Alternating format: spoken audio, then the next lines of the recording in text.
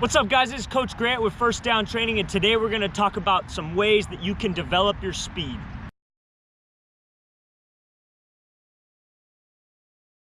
All right, guys, so the first couple of things I want to get into when we're talking about speed is our arm swings and how we should be striking the ground and what our legs should look like throughout the whole running process. So now this is pretty beginner stuff here, but I think a lot of guys have the problem with their arm swings that they flatten out. You know what I mean? They don't keep, we want to swing from this shoulder. So we want to let our shoulders swing us right past our pockets, right up to our cheek, keeping this 90-degree angle in our arm. A lot of guys will do this. They'll go sideways. They'll rotate their body. That's not what we want. If we're rotating our body, we're not going straight across. The shortest distance between two objects is straight across. That's why we want to let our arms swing from this shoulder, right past our pockets, right up to our cheek, get this full rotation so we could drive and get in a straight line and be more powerful and explosive with our arm swings, because that's what we want. Also, another mistake guys will make is they'll be here, right?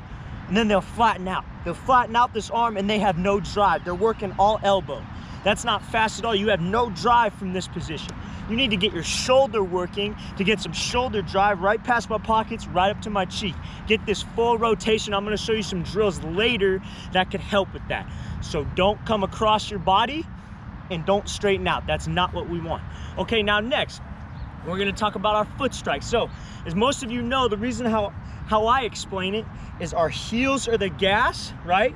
Our heels are the gas, and our heels are the brake, I'm sorry, and our toes are the gas, okay? So we never want to be striking the ground flat-footed and coming up. That's not what we want. We're going to injure ourselves, and if we keep our toe in dorsiflexion, that's flex, toe up, and then if we keep it in plantar flexion, that's toe down. If we're in plantar flexion and we try to strike this ground, we're going to hurt ourselves, okay? We got to keep this ankle flexed, keep this ankle in dorsiflexion, strike the ground with our toes and coming up. It's almost like you're riding a bike. That's the same motion that you want with your legs, but also keeping our arm swings going at the same time. So how we should be striking this ground, it shouldn't be here. I'm flat-footed, okay? I see a mistake. A lot of guys do that, not just beginners, but advanced guys. They do not know how to strike the ground properly. If we strike the ground like this, all of our momentum is killed. We need to stay on our toes, keep this nice motion, keep it light on our feet so we can be as explosive as possible and generate force when we come off this ground and snatch this knee up, snatch this toe up. Our lower body when we run, guys, is all about creating force. We want to be able to snatch our knee up, but at the same time, keep this toe or keep this ankle dorsiflexed and snatch that up at the same time. Always snatching our knee up, and then we're working our powerful arm swings with our shoulder swinging us, okay? So striking the ground on our toes, not on our heels, right? That's the most important thing below our waist. And then upper body, letting our shoulders swing us through the running motion.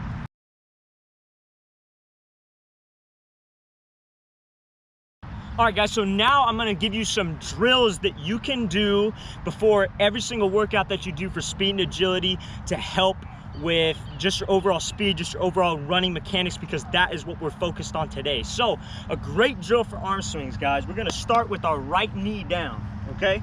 And obviously we're gonna switch legs, but first, this is to work driving from our shoulders. So we're gonna start out. Somebody's gonna give you a command, or if you're by yourself, you can just do this by yourself. Nice and slow to start out. And we're gonna have our arms extended. We're not gonna be right here. Arms extended, nice and long, letting our shoulders swing us up and back, getting used to that motion of our shoulders swinging us. Then we're gonna quicken this thing up and go nice and fast. And when we go fast, when we drive from this shoulder, notice how my knee is popping up and down. That means I'm doing it right, okay? That's to make sure that my shoulder is swinging us. If I'm just right here, no matter how fast I go, if I'm just working my elbow action, my knee won't come off the ground, okay? And then obviously, after you do about 4 sets on this leg, then you can switch sides, do about 4 sets on the other leg. So nice and long to start out, working our shoulder swing. Then when we quicken it up, we should be driving from our shoulder, keeping this 90-degree angle right past our pockets, right up to our cheek, making our knee bounce up and down.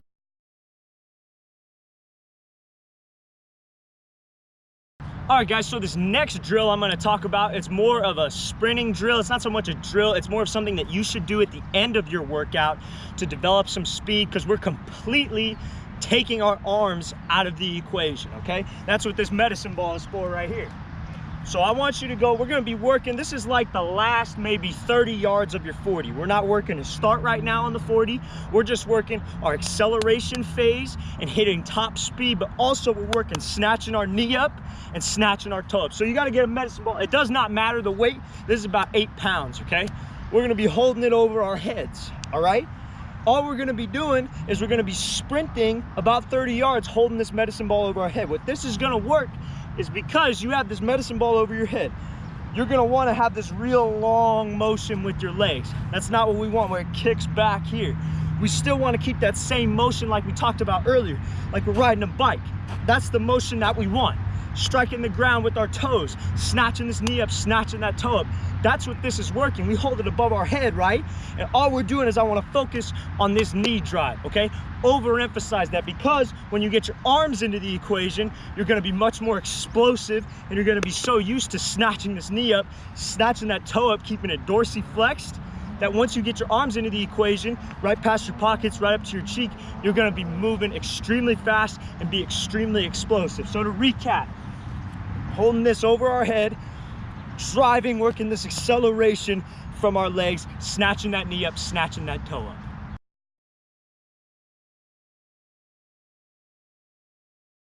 All right, guys, last part of the video, I wanted to talk about some of the weight room exercises that you can do to improve your speed, okay? So first of all, I want to talk about how running is an all-out effort motion, okay? We're activating all of our fast twitch muscle fibers, okay? So what that means is we have to train for that in the weight room to develop speed, okay? So it can translate onto the field. Now what that means is we're not gonna be in this weight room trying to do 10, 15 reps, you know what I mean? High reps, high sets. We're not gonna do that. That's not gonna develop speed.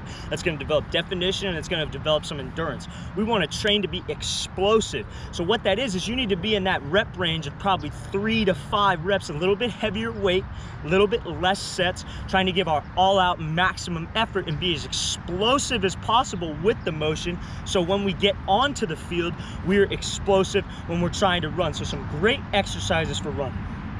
Obviously, it's gonna be a lot of legs, a lot of explosiveness. You wanna hit some squats. Squats are probably the most essential thing you can do to develop your speed, in my opinion, because you're squatting down and you gotta be as explosive as possible up to the top. Now, another thing you could do is jump squats. So you get down in the squat, and then you explode up as high as you can.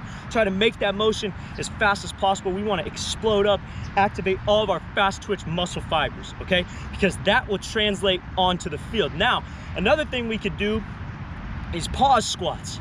So we take this squat, right, and we pause at the bottom. Okay, we pause at the bottom, hold it for maybe a 3 count. So 1 Mississippi, 2 Mississippi, 3 Mississippi, and then we explode up, trying to develop some explosiveness from a position where we are not very explosive. We have no momentum to cheat the rep up, okay?